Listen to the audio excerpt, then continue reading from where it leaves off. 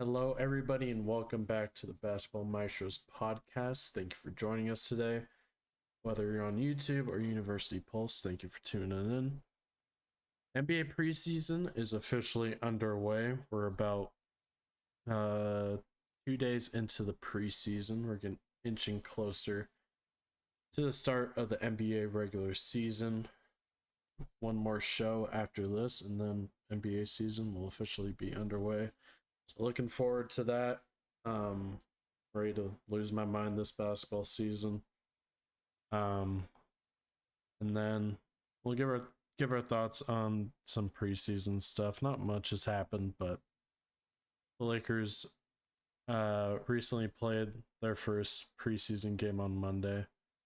I want to get into some Sun slander as well, as they had a pretty infamous first preseason game.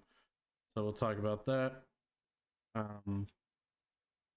Piece came out on Monday about Russell Westbrook almost getting traded to Indiana. We'll talk about that as well. And then if time permits, we'll finish out, hopefully, the Bleacher Report article that we've been talking about the last couple of shows. But starting off first with NFL week. It's week 4, right? Yeah. Week 4. Last show, Dale and I were both pretty optimistic about our chances of the Saints and the Raiders coming out of week 4 with a win. Only one of our teams came out successful, and that was the Las Vegas Raiders. Starting off with the New Orleans Saints, rise and shine bright and early in the London game. Started off rough morning. Woke up at like 7:20 a.m. I thought it was going to be on like Fox or something. The Saints game was going to be on Fox. Turns out it was on NFL Network, and I didn't have NFL Network. So I missed like the first hour of the game, and sadly I had to give the NFL $5 to watch this stream on my phone. So I was kind of hooked onto my phone. I thought if I signed into my NFL account, I could watch the game on my computer instead of my tiny phone. But for some reason, NFL Plus only lets you stream on your phone, which makes zero sense. But nonetheless, I was glued to my phone basically for the rest of the game. And roller coaster of emotions. Our offense, once again, off to pretty slow start. It usually comes around like late third quarter where our offense finally starts to take off. Andy Dalton was our quarterback one against the Vikings. Honestly, I expected way worse. He had a couple very questionable passes that should have been interceptions, quite honestly, but very questionable reads at times, but was honestly expecting worse out of Andy. And the ending of the game was just poetic, a heartbreaker to begin your Sunday morning. Will Lutz came in clutch to tie the game with a 61-yarder. And then to tie the game and send it into overtime, had another 60-yarder. And if you watch the video of Double Doink, it's a pretty gut-wrenching one. Coming from a Saints fan, so Daniel and Ryan were in the Discord, so they know my Sunday wasn't off to a great start. So the Saints now drop to 1-3, heading back home to New Orleans to play Geno Smith and company. But watching Geno put up 48 points against the Detroit Lions kind of makes me uneasy. Throwing for 320 yards for 2 touchdowns. I was thinking it's a guaranteed win, but at this point, I'm not necessarily sure how that's going to pan out. Seeing the week Gino had last week, so I'm just going into the rest of this NFL season with low expectations every single week, because every time I come in with high expectations, I always get disappointed. So, luckily, our division is kind of garbanzo right now. It's not very strong. Besides, the Bucks at the top right now. So hypothetically, we still can make up some ground, but we still have a pretty rough schedule coming up in the next couple of weeks towards the latter end of the year. But overall, disappointing Sunday for me. Yeah, so finally, um Raiders get a win. Wasn't I mean, it's kind of what I expected. I mean, obviously kind of going into it, I was a little scared just because, you know, nothing has looked right at all this season. But I mean, end up winning, and I thought was a pretty well-rounded game from the Raiders. Defense stepped up when they needed to. Offense was really good. The running game was really good. Derek was very mobile to that last game. But as you know, Raider fans always find a way to complain, and Raiders Twitter is complaining about Derek Carr somehow after getting our first win. I mean, he didn't have a crazy game, only like 180 yards, no touchdowns, no picks. And I mean, what I don't know why this is what really makes me upset about Raider fans. Like, what's the point of getting upset and like just saying, "Oh, this is the Derek Carr that this guy sucks, man. This guy's awful." It's like D- Josh Jacobs had 140 yards on the ground. Like, Carr had 50 rushing yards. He got first down, third down conversions when we needed him to. So I mean, I'd rather have that type of game at a Carr where we're kind of just managing the field well. I mean, yeah, the red zone stuff is a little upsetting. Um, that our red zone is still really bad, but I mean, if you look at the rest of it, I mean, it's just an overall really balanced offensive attack, and I'd rather have him doing that than what he did against the Chargers. So I mean, I can't really be upset at it. The defense, Max Crosby is just outstanding. He is just really a player that really needs to start getting more attention because the way that he works every play, it doesn't matter what it is or what quarter it is or if he's literally if it's like a power play to the left and he's on the right side, like he'll find a way to the ball. I mean, that guy does not quit, and it's just he really needs to start getting more recognition because it is insane how, I feel like nobody talks about him. And, Nate Hobbs has been really good this year. I mean, he had a crazy rookie season last year and blew expectations. And this year, I mean, you can just tell that he's even better. And I just can't wait for, our secondary to get healthy. I want Rocky Sin back. I want everyone to get healthy. I mean, Denzel Perryman's just been, glad to have him back. And the line, was a lot better. Andre James coming back was great too, getting our center back. And I mean, looking here, Chiefs Monday, in Arrowhead. Uh oh. Uh, the, we'll likely lose that one. But I mean, here's kind of where I see the season turning around. And I mean, we have a 5 game stretch of the Texans, Saints, Jaguars, Colts, Broncos, and Seahawks. And I mean, well, that's 5 games, or that's 6 games. It's a 6 game stretch right there. And I mean, that's kind of where I see our season turning around. I mean, those are teams that are all beatable, teams that we should be beating. And then, like I've said in the past, I mean, our back half is kind of a little rough with the Rams, Patriots, Steelers, Niners, Chiefs. I mean, Patriots and Steelers definitely looking really beatable. I mean, nothing too crazy I've seen out of them, but obviously the Rams have looked shaky, but I mean, I think week 14 we'll kind of know if they figured it out or if they're really just struggling this year. And then, we've always had close games with the Niners. I mean, that old rivalry back in the Bay. not really a rivalry anymore. Rivalry, I feel like anymore. Obviously, because we moved to Vegas, but I feel like Raider fans and Niner fans don't like each other still, regardless. Because I definitely don't like Niner fans. Then we end the game off with the Chiefs in Week 18, which I'm kind of feeling like is kind of gonna be the game for our season. Um, or be one of those games that I feel like we're gonna come down to a Week 18 finish again. I mean, it's just kind of looking like that and how our schedule is, and looking at the rest of the AFC. I feel like that's kind of how it's going to go.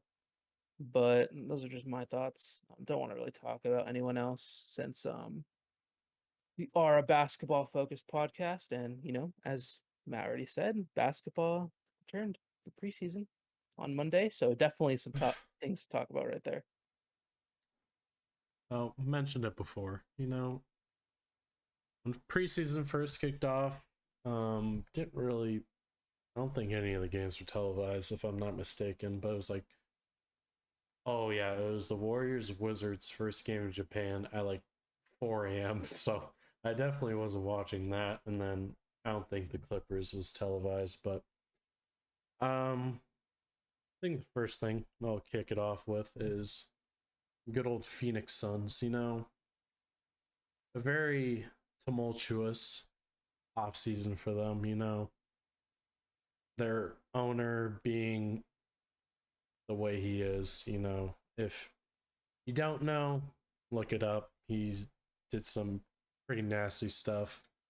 Uh, NBA, in my eyes, I think slapped him on the wrist, but thankfully, uh, the public pressured Robert Sarver into selling the team, so he's in process of selling the Phoenix Suns. Um, Jay Crowder demanding a trade. Uh, wanted to. The Suns thought Cam Johnson. It was his time to start in place of Jay Crowder. Jay Crowder was not a fan of that, so he wanted out. So the Suns honored that. They're in the process of trading him at this moment. And you had the whole DeAndre Ayton fiasco. He wasn't extended earlier of last season at the contract extension deadline. And the Pacers signed DeAndre Ayton to a max contract offer. The Suns quickly matched that, and DeAndre Ayton on media day was didn't seem very happy. Um, Said that he didn't talk to Monty Williams after the Game 7 loss against the Mavs. So just all around a very odd situation for a really great team last year. And teams, or not teams, people are down on the Phoenix Suns this year, which, yes, on paper, they're still a really good team. And I just don't know if, with all this stuff going on, it's going to result in a good season. And that has showed. I get it's their first preseason game. It is preseason, but I'm down to overreact just a little bit. So if you don't know, I believe the Adelaide, I think that's how you say it, 36ers, an Australian team, came into Phoenix and put on an absolute show. And I mean, if you look at how the 36ers were playing, you would think they're like a top team in Australia, and they're really not. I saw on Twitter They're not. people were posting their record. They're 10-18, and I saw they were down 12. I think in the middle of the second, the Suns were down 12, and I decided to turn on the game, and come that fourth quarter, man, 36ers were just absolutely drilling it from three point land. 24 threes, shooting 56% from three, which is just absolutely nuts. In the starting five, you have three guys with 20 plus. You have this Randall guy dropping 35, making 9 threes. Like 36ers came to play. You gotta respect it. They're the first like non NBA team to win a preseason game since 2016 when Luka Doncic played for Madrid and beat the Thunder. So it's been some time since a European team has been able to be an NBA team in preseason.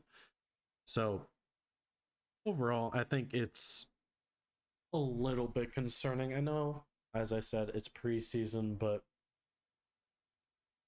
you're an NBA team. You have all NBA players. Like NBA players are NBA players for a reason. They're talented guys, and it just goes to show how leagues like the NBL and just European leagues in general are just really skilled and have just, I think, have caught up with NBA talent. You hear teams like or players like Giannis saying how the European like talent has really developed the past couple of years and really goes to show. I think the Suns play the Lakers at the time of this recording in about an hour and a half ish. I think Phoenix Suns have are going to be very motivated in this game against the Lakers. Obviously, all the social media clowning. Um, while it was definitely entertaining for me, I expect them to at least play with some sense of urgency, even though it's preseason. I think the starters are going to play a lot better and at least try to prove a point. I mean, you even have Devin Booker posting on his Instagram story of like a LeBron interview after he lost in the finals, which is kind of weird. You're posting something like that after a preseason loss. Like, I think if you're Devin Booker, you just roll with the punches and people will forget about this game overall in a couple days or just when regular season starts. But overall, I think it's funny.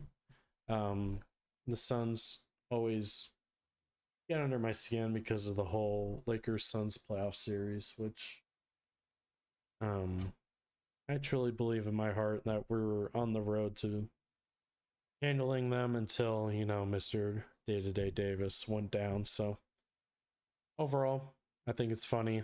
The Suns. It could be a sign that they're heading down a rocky road, which I can truly envision. And yeah, I don't know if you have any thoughts on that. Yeah, so I want to start off with Robert. How do you say his name? Sarver? Yeah. So, yeah, however you say it. I mean, everyone can kind of figure out or know what he did, and obviously, $10 million fine. That's literally nothing for him. I looked up his net worth just now, and it's 800 mil.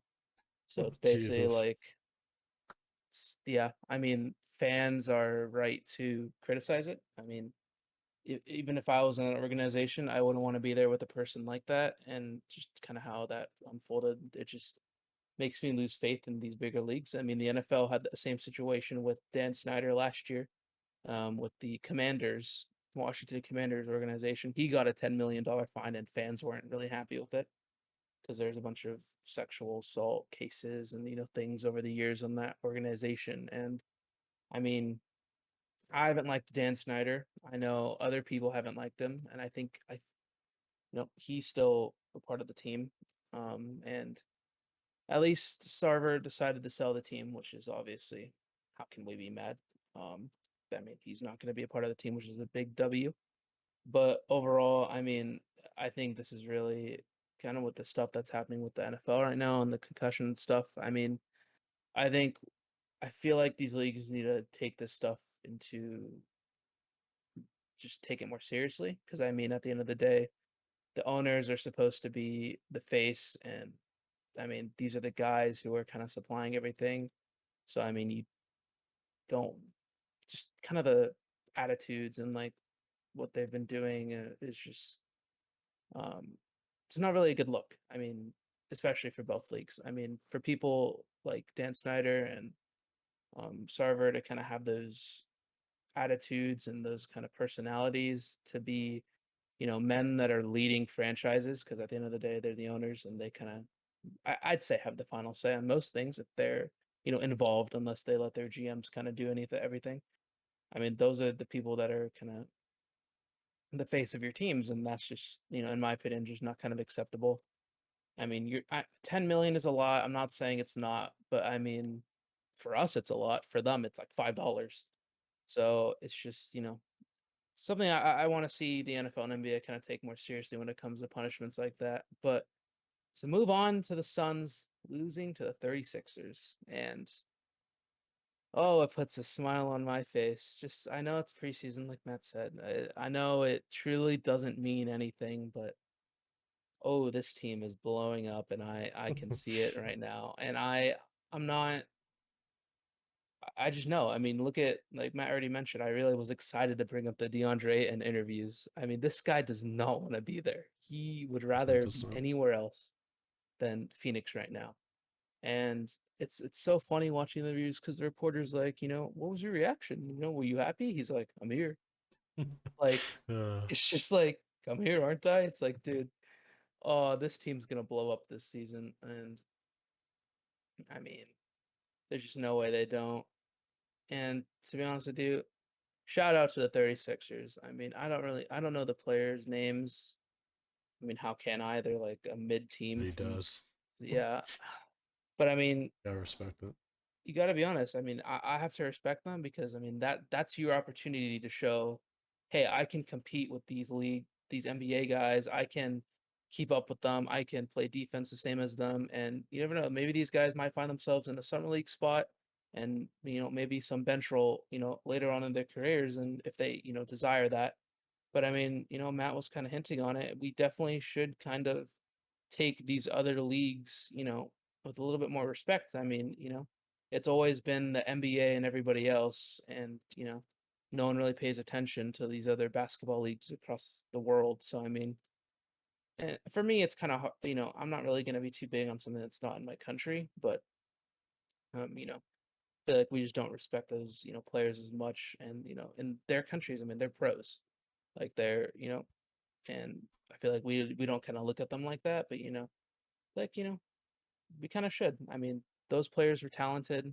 Um, you can't deny it. And maybe if the Sun starters were out there and giving their full effort, maybe they wouldn't have won. But um, I mean, still, just to come out there and play like that, I think it's still really good look for other leagues around the world. And I mean, you can't really be mad at it. But for the Suns, Jay Crowder is a smart man, getting out there early, uh, knowing this thing's about to blow up, and hopefully it doesn't come to the Lakers because that would be even worse. they But want Russ, then go for it. no, my. But yeah, that's kind of my thing with the Suns, and truly, I don't think it's a big deal for their starters, and I don't know why Devin Booker's making such a big deal out of it when realistically, like, doesn't matter. Like, you don't need to be posting that LeBron press conference after a preseason loss. Like, that's childish. That just, it actually kind of just pisses me off because I'm really starting not to like Devin Booker just because, like, Uh, he acts like he acts like just like the under. I mean, he just acts like he's just tough shit when he's not. Like, if my favorite pictures online are the things where he's like driving into someone and you could just see he's making a baby face and like crying. If I hope that makes sense, but I mean Matt probably knows what I'm talking about. It's just the vibe I get from him, and like the video of him like complaining that he's getting double team in like pickup games. It's like this guy just, I don't know, I just don't feel like, I don't view him as a superstar. I don't view him as a top 15 player in the league, and that's just my opinion. And you know it's this team's gonna get nowhere this year. Aiton's probably gonna request a trade midway through. That'd be even more funny. Um, but I mean, yeah, I can't believe this team made the finals a couple years ago, but um, they're in a very rocky situation. It's going to be an interesting storyline to kind of watch play out this season. yeah, I'm not sure when the exact date is before Aiden can be tradable, Oh yeah, I forgot about that. but I think it's got to be sometime in December or January. So, to be completely honest, I would not be surprised if he comes out whenever that day is and he wants out because he very he's making it very clear that he does not want to be there. So we'll see. When I don't know if winning will solve all, but with so much commotion going on, the only time will tell at this point. I mean, sorry, real quick, just for me, I mean, even if I were winning and making the playoffs and making the Western Conference Finals, if I don't enjoy the people that I'm winning with, if I don't want to be around the people I'm winning with, then I don't think it really would change anything. Because I don't know about you, but I want to win with people that, I want to be around. I want to practice with every day. I want to, you know, share this long 82 game season with. And if Aiden still has, beef with Monty and still dislikes some of his teammates, then I don't think winning can help it. And obviously, none of us know the situation, but that's just kind of my take on it. yeah, that's fair. I don't. Yeah, I think it's just more kind of like a front office It's very weird. I don't know. coach situation. I don't know if he really has any problem with uh, like players on the team. I can also view it as like a touches situation because there's games where he looks very dominant and gets a lot of touches, and some games where he's just kind of just out there putting up mediocre numbers. But then again, I do see games where DeAndre Ayton isn't as dominant as he could be. But then again, it just all comes down to how DeAndre Ayton feels. So would not be surprised if he does request a trade when the time comes. But moving on to what seems like the unavoidable Los Angeles Lakers on this podcast. Um, Always come back. so first preseason game, I was very excited. Uh, throughout the day, I was just constantly thinking, "Wow, the Lakers play today. Basketball is back," and just walking around, clapping a couple times, building up my excitement. And you know, the first the first 6 minutes of that game were great. To be completely honest, LeBron quite honestly just sucked. But praying to God that the downfall is in here, but not there yet. Not there yet. I'll still stay positive. But LeBron was 0 for 7. Didn't look great. Missed a couple layups. Jump shot wasn't there. But Russ looked great in a very short 15-minute stint. Was aggressive whenever you got the ball, but under control. He had he had one aggressive take to the basket, made a layup, and then he attacked De'Aaron Fox, got an and one. Did his infamous baby cradle after the and one, which I'll be honest, I was standing at my TV clapping. And, I want to see Russ succeed. I have nothing against him. I've said it multiple times. He just doesn't fit with what the Lakers are trying to do, but he looked great in his limited amount of playing time. Anthony Davis looked great, had a double double in his playing time. Made two threes. His jump shot last year was non existent. So you love to see that as well. Um so the big three. Granted, LeBron had a pretty horrific game. I think the people in question are more AD and Westbrook, and they looked pretty good in their first showing. The other guys, on the other hand, made me a little nauseous. Um, Damian Jones didn't look great. Thomas Bryant didn't look great either. Um, And you're kind of relying on those two big guys, to just be really good pickups for the vet minimum. Again, I preface preseason, I get it. But for Damian Jones to have 4 rebounds in 20 minutes is concerning. Thomas Bryant to only have 3 rebounds is concerning, even though he's not really regarded as a rebounder. But those guys didn't look great in terms of mobility around the court. So I'm definitely looking at that in this next preseason game. Kendrick Nunn, he looked good in the first quarter or so, but then we saw flashes of just him being rusty. He had 5 turnovers. Davion Mitchell for Sacramento was clamping him and ripping him a couple times.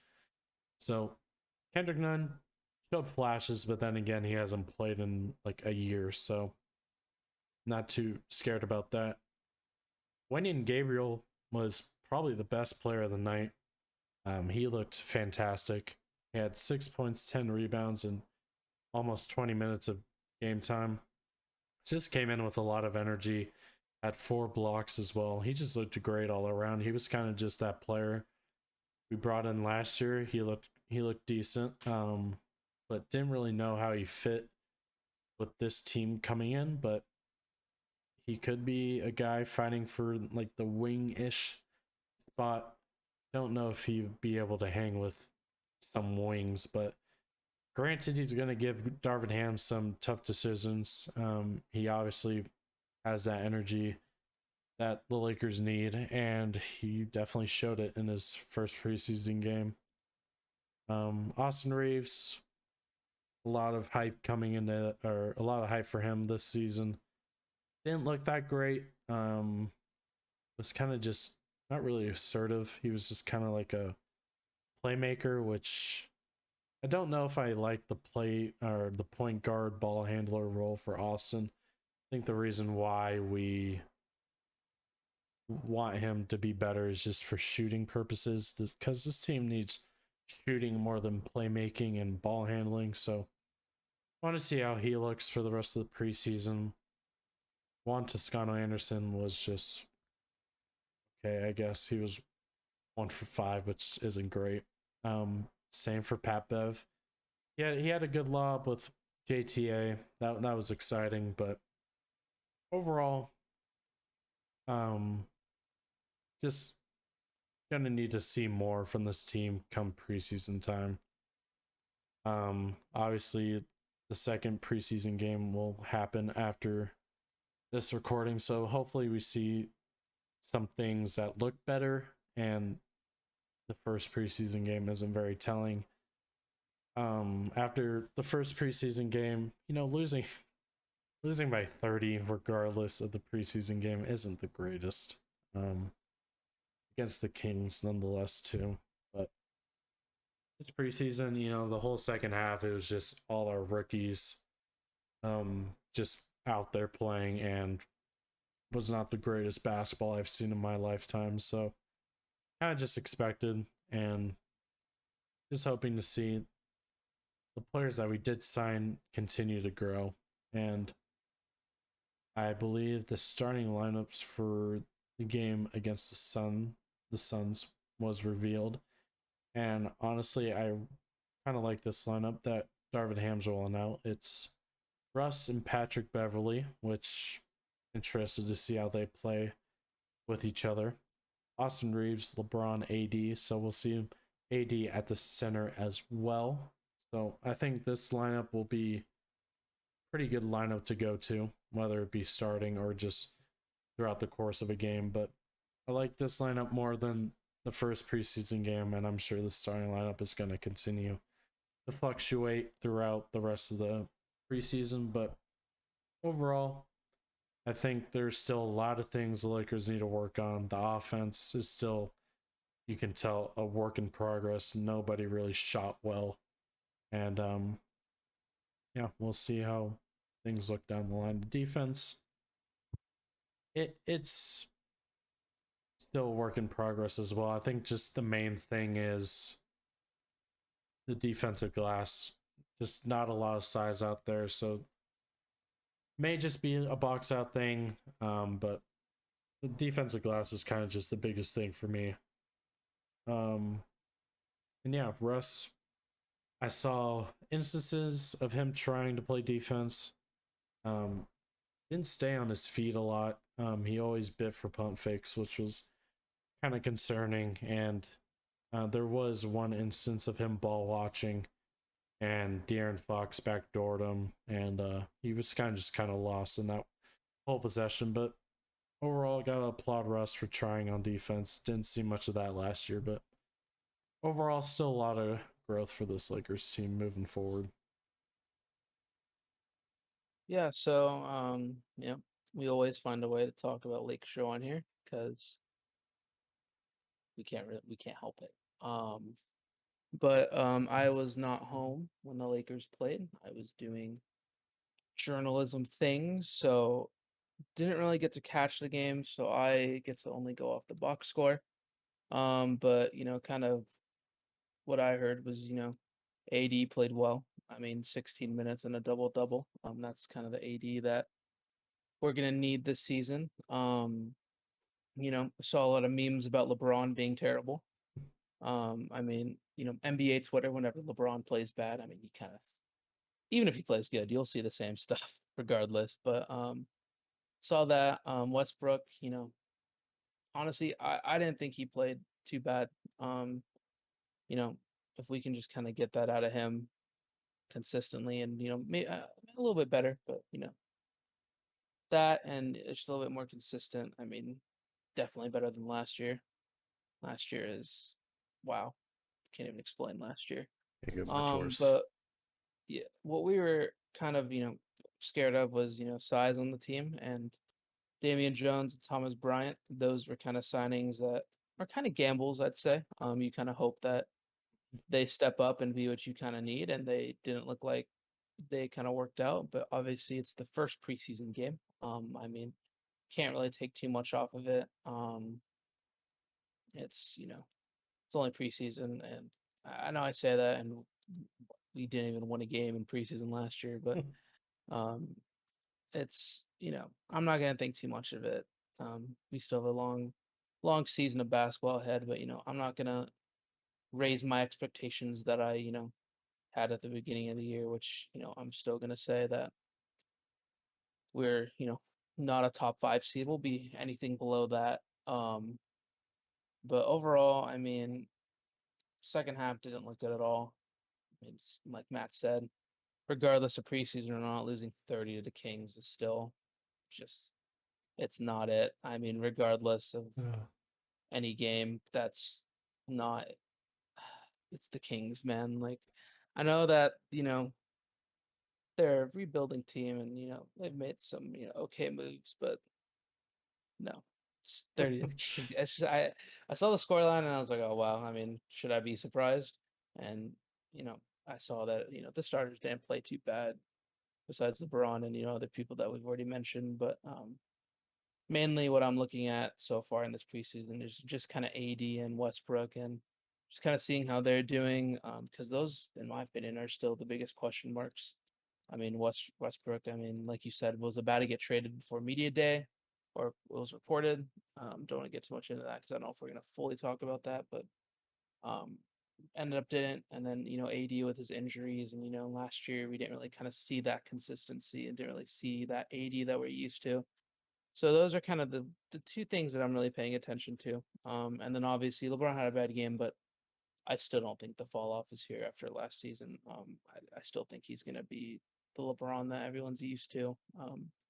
Maybe a little bit of dip in numbers, but I just don't see a world where LeBron falls off a cliff.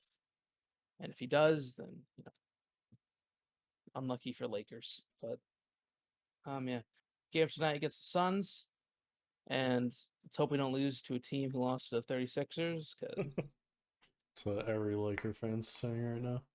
yeah, that would not be very good because we'll get clowned. Yep.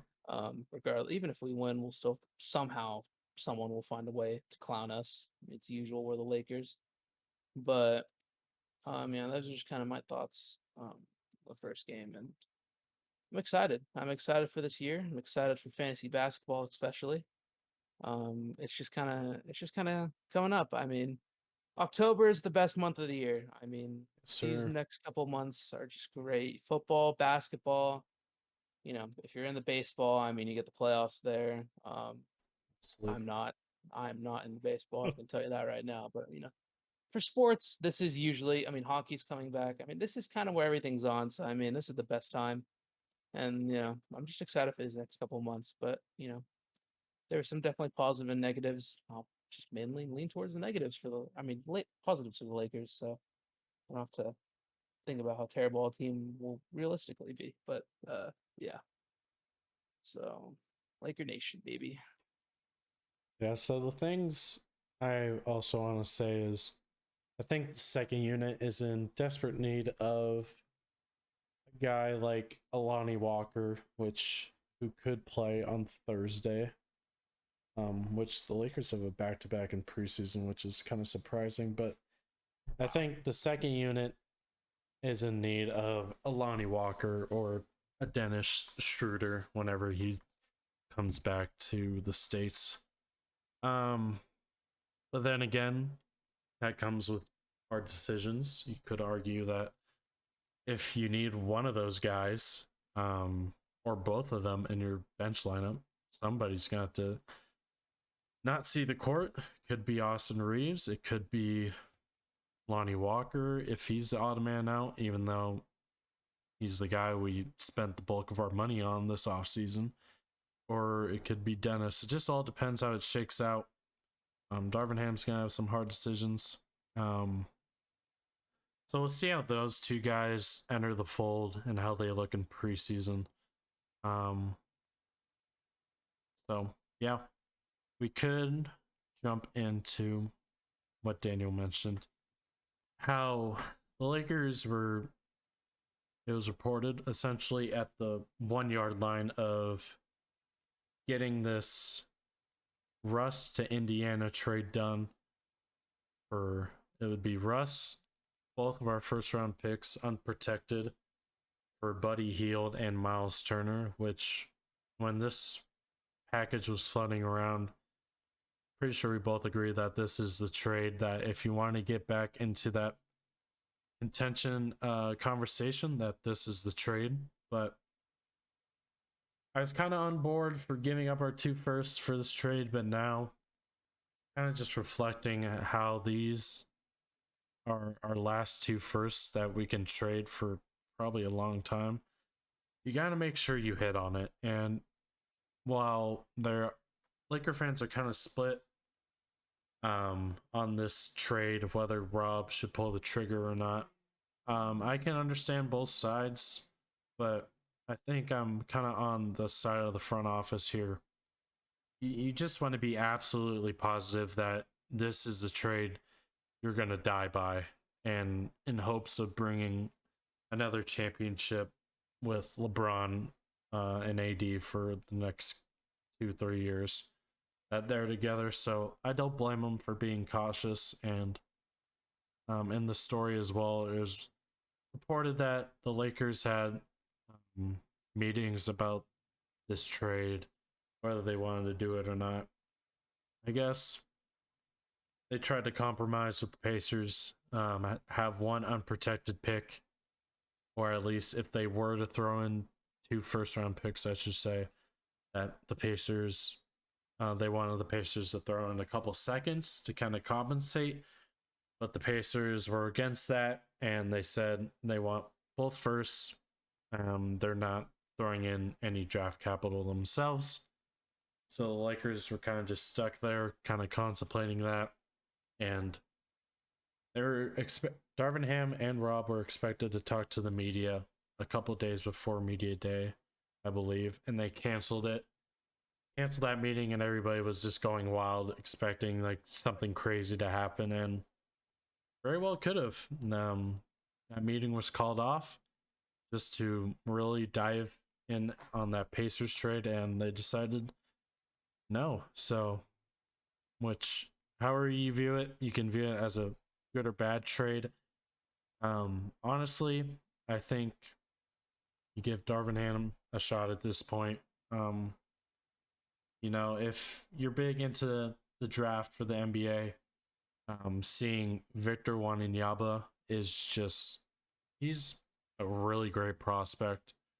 I saw he's 7'4", 7'5", and I watched the highlights of him and Scoot Henderson, the top two prospects of this year's draft, and it's gonna be a tank race, dude. I mean, I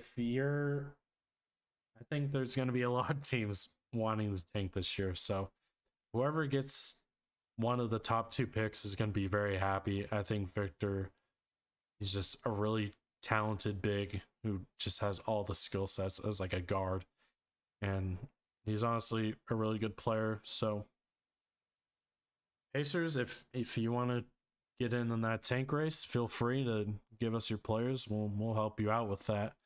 So we'll see how that works out. But honestly, I've been watching the Lakers like Hulu series, and the last episode kind of was just talking about how the good old Jim Buss and Mitch Kupchak led front office, and just reflecting on those dark times are just like very, very bad, man. Like, I remember the infamous Jim Buss line of him saying, "Give me 3 years to get this team back in the playoffs, or else I'll step down."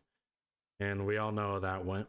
Um, and it turned out Jeannie let him go early because she thought Jim Buss was just gonna pull some horrendous trades just to further set the team back, which thank God she stepped in before that, because we all know the moves that Jim and Mitch made. Uh, I'm sure you can put the pieces together on that one. So that kind of just connects to the point that you want to make sure you're doing the right trade and you're not mismanaging your assets, as it very well happened in previous years. So very well understand the caution here. So overall, I'm in favor of just holding off. You never know. It's definitely a gamble to hold off and see if another disgruntled star comes along and you're just there with two firsts and a huge expiring contract to help a team. So who knows? We'll see. Time will tell. Could either be very disastrous or could pay off in the long run. But as I said, time will tell. But yeah, that's kind of just my view on the whole Pacer Russ thing that dropped on Monday.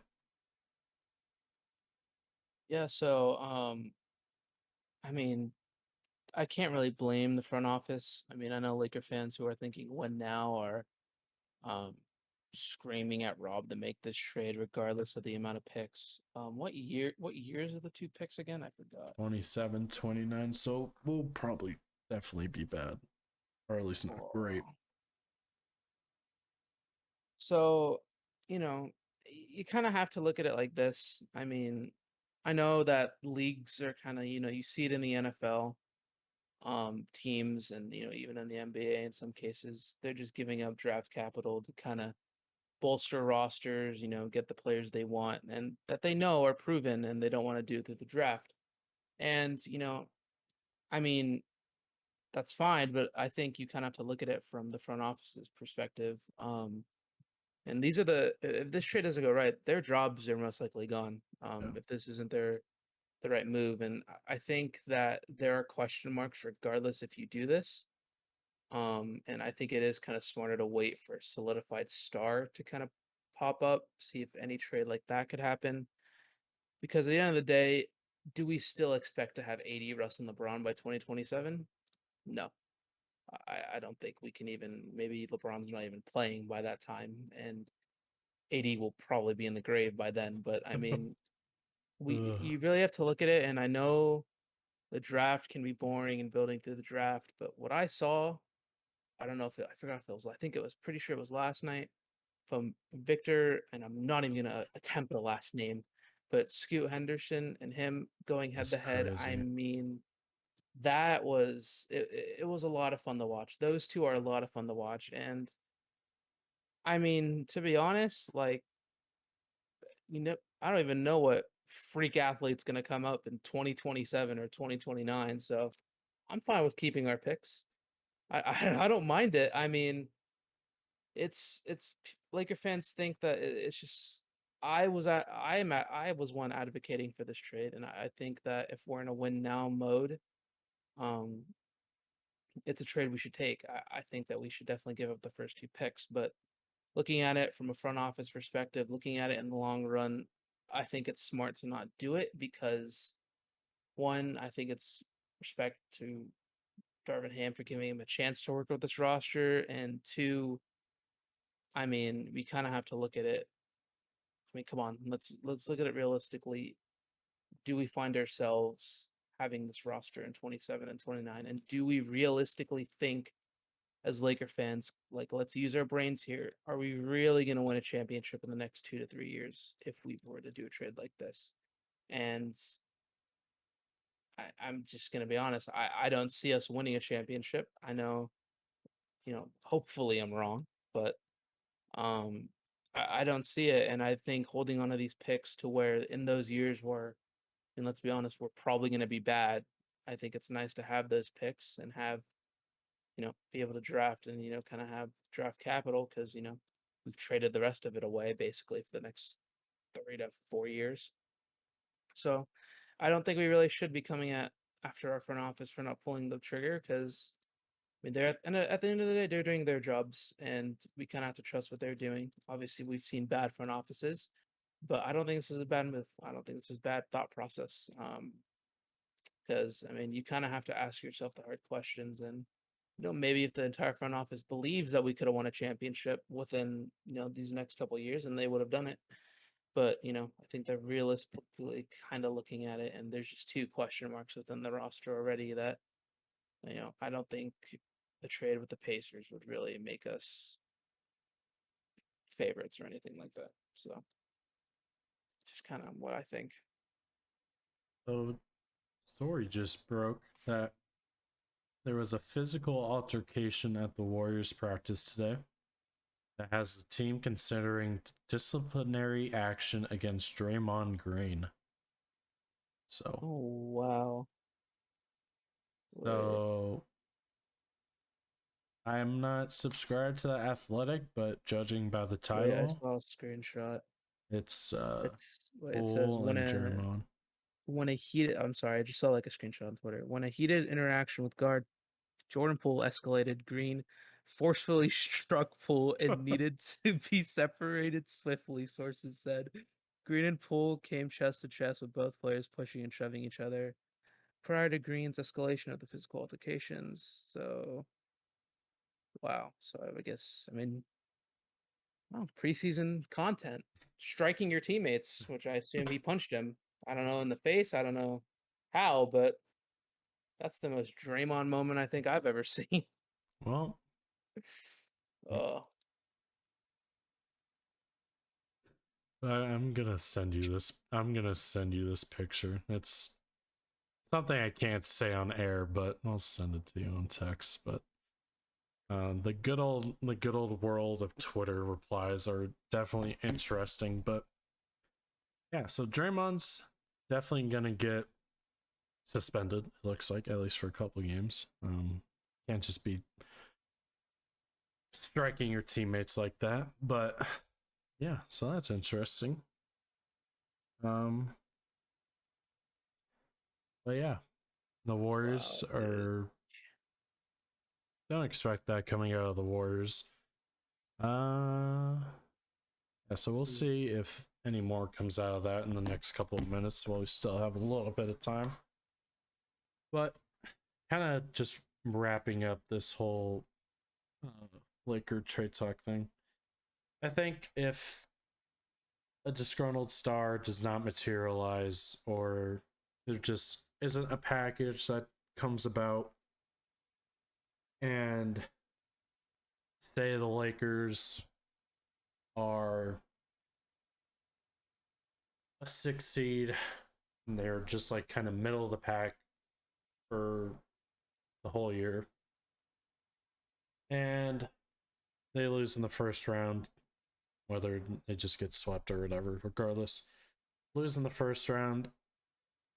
Could very well see Rob Pelinka get fired. Um, two very suspect off seasons. Um, just complete um, fumbles of roster construction. So you have to take that into consideration that Rob is taking pretty big gamble here. We'll see if it pays off or not, but that's playing devil's advocate here if you don't take this Miles Turner trade. But then again, Buddy Hield's on a pretty sizable contract. He's a pretty old player, 4 years of college before coming into the league, so we were still paying Buddy a pretty decent amount of money. And Miles Turner in the contract year, I believe it was rumored that he wants like 20-ish million a year. Don't know how much or how many years he wants. I assume probably 4.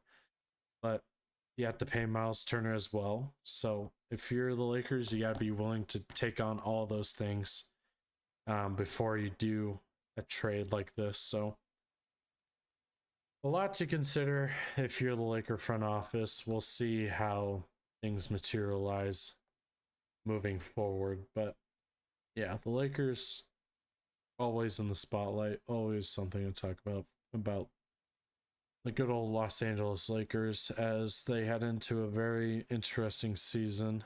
We'll see how things materialize, but about like 3-ish minutes left before we wrap things up. I guess we can just gauge excitement for some good old fantasy basketball.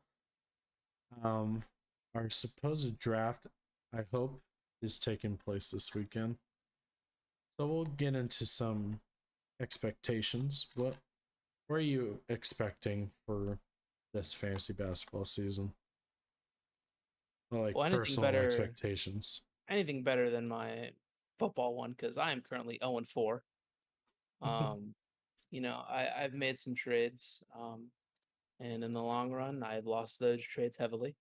Um, Injuries. I mean, people who watch football, Javonte Williams went down, and that's it. I mean, I'm just hoping. I mean, I have Justin Jefferson, AJ Brown, Darren Waller, and it's gonna be looking like we're gonna be on a fire sale here. As much as I don't want to drop or trade those two players away, my two flexes right now are Raheem Mostert and Matt Collins. So you can understand what that means. But personal expectations, I mean, just make the playoffs. I think I don't know how my past seasons have gone. I can't really remember in the league, but I know that I've had some good years and I had some bad years. So hopefully that this year we can prevail. Hopefully I don't make too many trades and like someone I know who would definitely be on the phones. But Oh, my office is ready. I'm just hoping that no busts in my drafts, no, players that I thought would do something and they just absolutely don't. The players I expect, I get what I expect. I mean, I just want everything to go good because the Lord knows that my fantasy football team is in shambles right now. So hopefully basketball goes good because looks like another waste of 25 from me. Yeah, so personally for me, I think I finished third You were in good. Yeah, you were really good last year, I'm pretty sure. yeah, third. The one trade I really regret doing is Valanciunas. I think when I drafted Valanciunas, I drafted him pretty late. I forget exactly which round, but I know I got him at a really good value. And, I let the stupidity of Mr. Ryan Judge sway me for trading Valanciunas for Jared Allen. Jared Allen, Hey, Brian. he was great. He had his place, but definitely in comparison to Valanciunas, he was like he was like a top 10 center, I want to say. So definitely regret that one, but I think, you know, my first 2 years of fantasy basketball were very spotty. Last year we picked it up with not falling in love with the good old trades, but this year expecting to build another solid team depending on draft order. So, you know, There's gonna be a lot of people this year. praying that we don't get bad draft order this year, but we'll see. But hopefully next show we can talk about our fantasy draft if it happens this weekend. But yeah, that'll do it for this episode. Thank you for tuning in. However you tuned in, YouTube, University Pulse. Thank you for listening. If you're a new listener, feel free to check us out on Instagram or TikTok at the Basketball Maestros and our YouTube channel as well. We go live on University Pulse every Friday from 4 to 5 p.m. And yeah, we'll see you guys next time and take care.